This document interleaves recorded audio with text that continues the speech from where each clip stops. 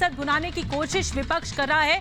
प्रधानमंत्री ने आज प्रहार किया है। कृषि कानूनों का विरोध करने को लेकर विपक्ष पर हमला बोला है। प्रधानमंत्री ने कहा है कि इसे राजनीतिक धोखाधड़ी विपक्ष कर रहा है। कृषि बिल का विरोध राजनीतिक धोखाधड़ी है। पहले यही विपक्ष कृषि में सुधार लाने की बात करता था और अब कृषि बिल के नाम पर लगातार ये धोखाधड़ी, राजनीतिक धोखाधड़ी विपक्ष की ओर से की जा रही है।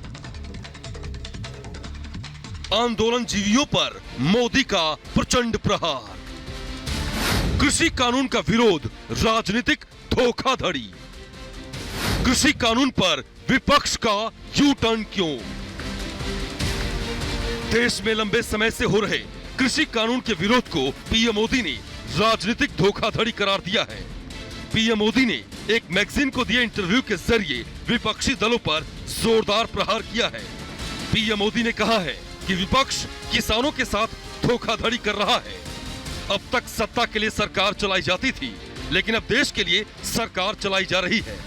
जो लोग आज किसान हितैषी सुधारों का विरोध कर रहे हैं, उन पर नजर डालें तो आपको बौद्धिक बेईमानी और राजनीतिक धोखेबाजी का असली मतलब समझ आएगा।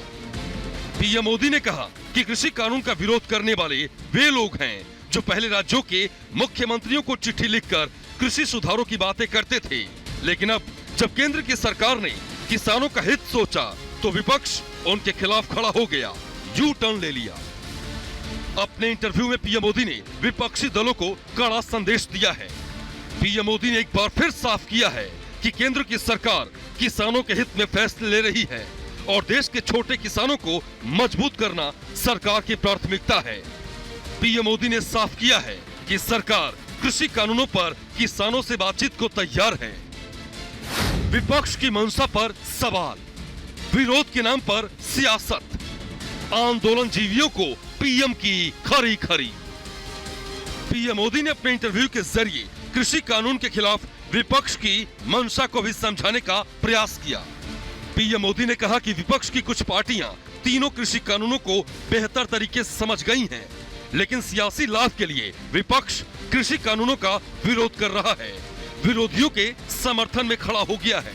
इस दौरान पीएम मोदी ने कांग्रेस को भी निशाने पर लिया।